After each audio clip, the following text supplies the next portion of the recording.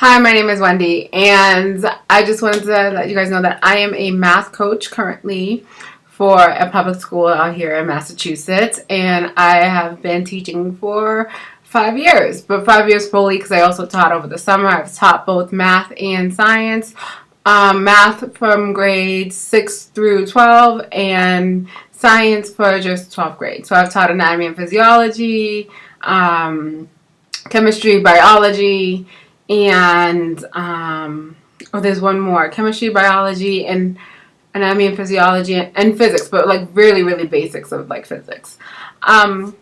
So I wanted to make a video because I know that being a coach, a lot of new teachers really, really struggle with just, some basic principles of just starting a new school year. And so I want to cover some 3 basic rules that you should make sure that you follow and implement as a new teacher. Rule number 1, which you have to follow: the first 3 weeks of school are the foundational weeks of school. Like the first 3 weeks, you're setting up your routine and your expectations. Understand what your expectations are. And I know that in the beginning it's going to be tough, especially if you don't have like a mean personality. But if you are, if you give structure that first 3 weeks, they will abide and they will follow through.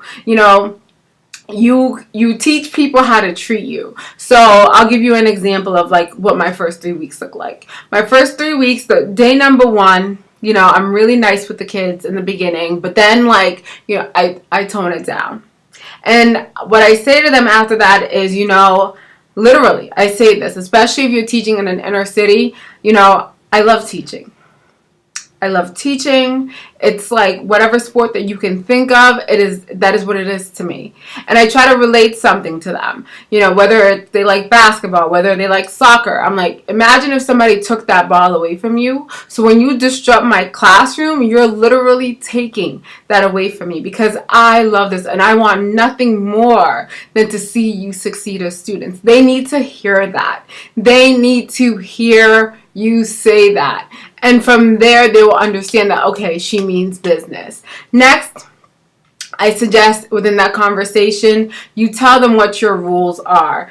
You cannot sharpen your pencil while I'm teaching. You must raise your hands during certain periods of the class time. We're going to do 15 minutes of a lesson, and then we're going to rotate into centers. You have to set that ground rule or that ground foundation as to what you expect.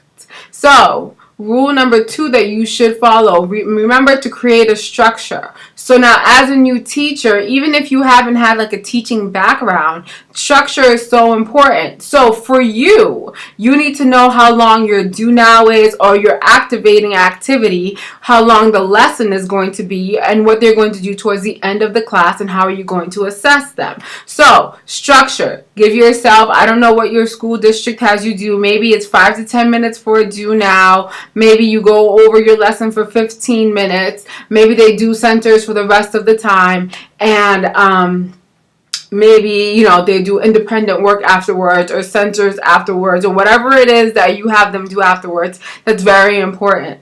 So once you build that structure, you will know to keep consistent, and they will know to keep consistent. And not just that, it's really helpful for students who have things like ADHD to know that, like, okay, well, we're not just going to do the same monotonous thing for like hours on end, because then they're going to get bored and they're going to start talking to each other or passing notes, and it becomes a behavior management issue too. Now, if you are that type of teacher that is lecture style, then keep doing what you're doing if your students are giving you any hassle. But if your students are the type of students to, throw papers in class and to get up and walk around, then definitely consider having a structured lesson where they know that they're not going to consistently stay on the same thing. And number 3, I would say, is definitely assess. I cannot tell you as a coach, I've gone into classrooms where teachers don't do any type of formative assessment. It's formative versus summative assessment. Okay, so a formative assessment is an assessment that is given every day. Ideally, every day. You should really do it every day. In class, to see what your students know, to see what they understand, what they don't understand, and where you can take that.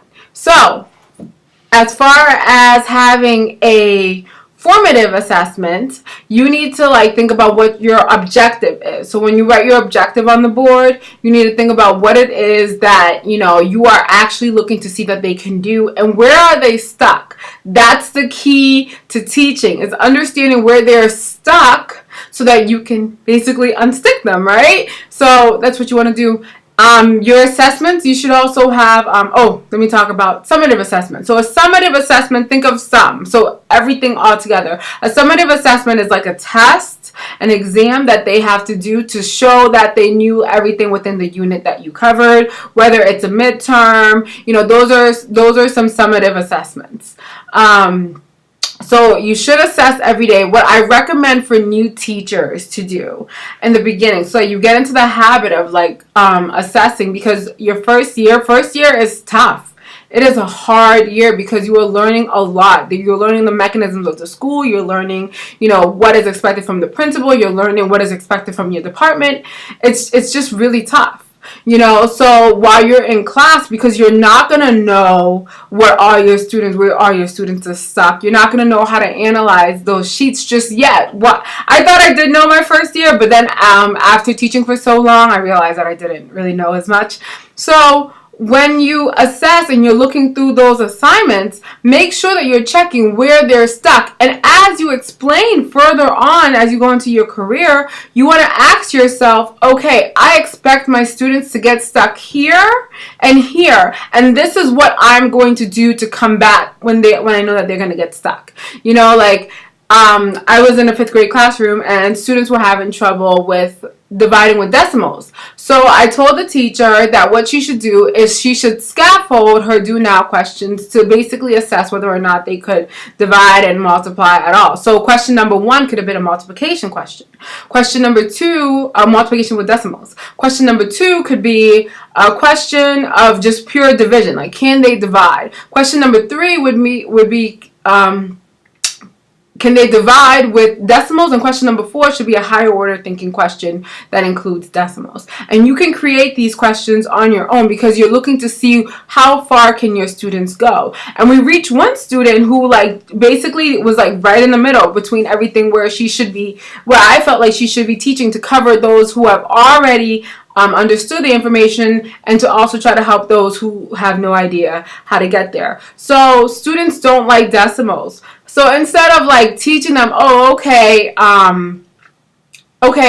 let's just do the problem all out and we're going to just move the decimal place and divide, I said stop there and just ask them how many times you moved the decimal place. But if it wasn't for seeing that student's assessment, she would not have known that student would be stuck there and to approach that problem. So those are 3 rules that I suggest that you really follow and stick to your first 3 weeks of school as you start to form your lessons. Now, I am going to keep making more videos as I learn being a math coach. I think that I've learned a lot this year, and I could potentially have a lot of valuable information for you. And I hope that you find this very helpful. So like and subscribe, and I will keep going. I would do this in my classroom, in my my office at work, but that's kind of weird because, I have literacy coaches around me too.